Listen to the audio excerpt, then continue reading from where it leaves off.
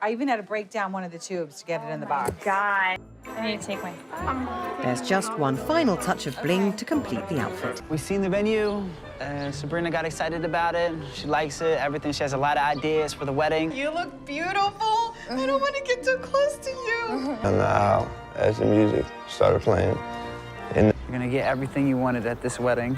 Can't wait. I'm so happy to be marrying the love of my life. My mother out of the wedding. I get angry, everything. Number 3, a sight for sore eyes. Beautiful Gypsy Tatiana was tying the knot with Kurdish traveler Zuki, and all she had to do was get through the big fat wedding to start her life of matrimonial bliss. Cooped up in her hotel room with her bridal party, she couldn't wait to see her wedding gown, which had taken up a major portion of her planning and logistics.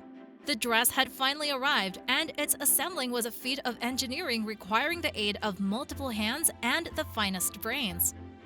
So bling it out. I'm super don't know how I'm gonna get to the venue. Sandra said that she'll sort something out, but I have no idea. Maybe. It's heavy, but I'm used to it. It's time to crown the Greek goddess. I even had to break down one of the tubes to get it in the box. God. We're building a house. I know. This is like a tent. Of silk organza, Sandra needs A blingy extravaganza of a creation, it reminded us of the iconic wedding dress worn by Princess Diana on her royal nuptials.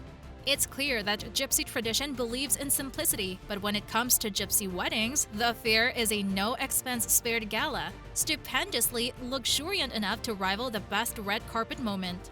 It's clear this bride had bitten off more than she could chew, and this was one dress she could not battle for supremacy all by her lonesome self. It hurt. Because every inch of this dress represents. I need to take my. There's just one final touch of bling to complete the outfit. Okay. Are you ready to turn the tube sideways? Okay. Coming to the entrance is a huge surprise for you. Okay. All I can. This was going to be a team effort, and luckily for her, Gypsy culture believes in doing everything as a team. I think we spoke too soon. Princess Dive Shoo. The British royals need to see how the Gypsies do it. And wait till you see the carriage being used by this princess. Who wants carriages when you can get motorized horsepower with these kinds of bells and whistles attached? Even a 6-horse-drawn carriage pales in comparison to this motorized beast, preceded by 5-star escorts all the way.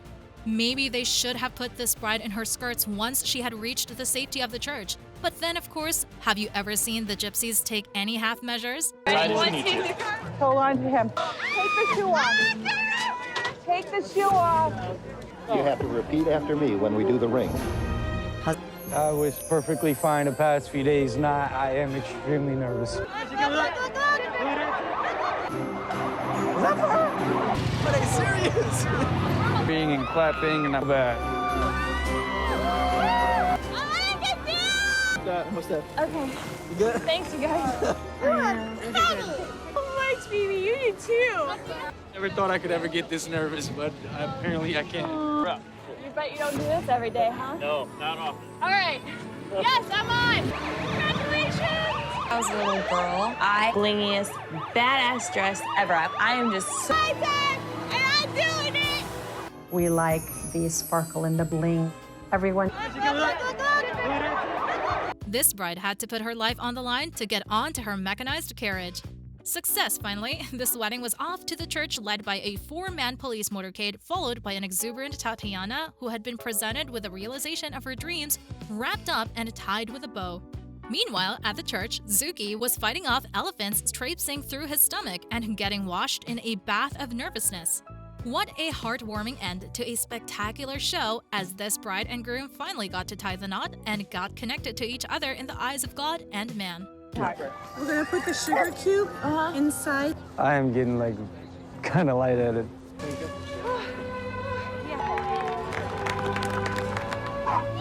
Absolutely beautiful. I mean, looked like an angel.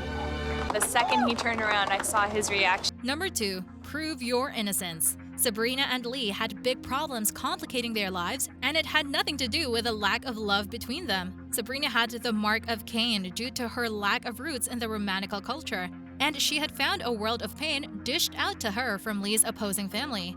Deemed impure, Sabrina had to contend with winning Lee's family over. Apparently, it wasn't just her impure blood Lee's father had concerns about. My dad doesn't really agree with this wedding because Sabrina is a gorger. Hey, baby, what are you doing? I've saved myself for Lee. The only thing that would make my dad trust Sabrina is to prove to him that she is pure. I came up with a great way for you to prove it. Old tradition. It proves that you're pure. That's what it takes for me to prove to him that I will be a good gypsy wife, then I'll do it. The problem lay in the possibility that she had tarnished herself by laying with another man. Unimaginable it might be to the modern-day American, but the gypsy way of life is mired in centuries-old tradition, and a little thing like development and the passage of time is not going to turn them from their old ways. Amazingly, Lee had found a way out of this labyrinth, and an ancient gypsy tradition was going to bring them out of the quicksand they were stuck in. Sabrina's spirit took a dive over the thought of further humiliation by the question mark being put on her chastity. Perfect. It was so perfect for my theme. I've seen everything and how beautiful. I could not wait to become the ice queen. I like it. It's beautiful. It's pretty. I really like it. It's beautiful. It's big. I know my family will like it. We've seen the venue. Sabrina got excited about it. She likes it. Everything. She has a lot of ideas for the wedding. You're gonna get everything you wanted at this wedding. Can't wait. I'm so happy to be marrying the love of my life. His dad couldn't get any weirder. He's got his friends throwing paint all over my daughter. Trial goes how I want it to go. Otherwise, there might not be a wedding. Lee's Machiavellian action of taking her to the wedding venue was designed perfectly to bring up her spirits from the doldrums. Oh, the sacrifices we make for love, and the one made by Sabrina was too hot to handle for her loving mom, Brenda. Going through an ancient ceremony of purification by getting thrown with red paint in her face by members of Lee's community might have been the way to win Vic's heart over. The moment the red paint hit my face, I was petrified. She's standing there like in shock, and I've never seen anything ever. Trial went great, and everything came off. Overwhelmed with all my emotions because I am happy to marry the love of my life. She's a Virgin Mary. She's still a gorger.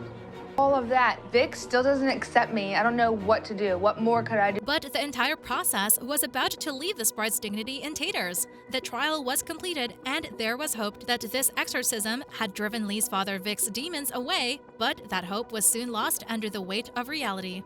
Disregarding his father's childish behavior, Lee was willing to fly to the moon and back for the happiness of the only woman he could think of as a life partner, and the beautiful wedding gown and all of the accessories accompanying it were most definitely a sight to behold. They were an apology and a promise all wrapped in one bundle, and an exchange of vows even though without the sanctity of church and God. Stunned, I was in shock. Wow. My heart is racing. Proved to me that he loves my daughter, anything to make her happy. I mean, you said ice queen. My gypsy dreams were coming true. That is made out of 500 yards of tulle, like a frozen princess. Brenda, come on. When I saw Sabrina in the dress, You look beautiful. I don't want to get too close to you. So, do you think I'm gonna make a good gypsy bride? you're gonna make. I was so excited. After all we've been through, I had my wedding dress. Number 1. Brawl on a wedding. It was a dream come true, and the sun shining from the sky seemed to be sharing in Danielle's ecstasy as she was getting ready to marry the love of her life and the father of her child, Todd. The only smidgen of a dark cloud on Danielle's clear blue sky was the fact that Todd was a gorger, which is an unforgivable sin in gypsy culture.